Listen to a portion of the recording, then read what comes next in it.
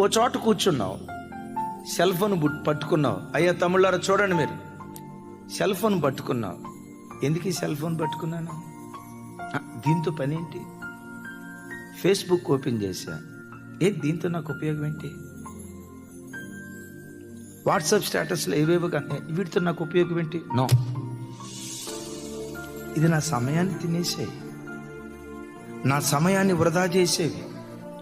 ఈ సెల్ ఫోన్తో ఇంతసేపు గడిపే కంటే బైబిల్ దగ్గర గడిపితే బాగుంటుందిగా, యేసయ్య పాదాల దగ్గర గడిపితే బాగుంటుందిగా, సువార్త పని నిమిత్తం గడిపితే బాగుంటుంది కదా.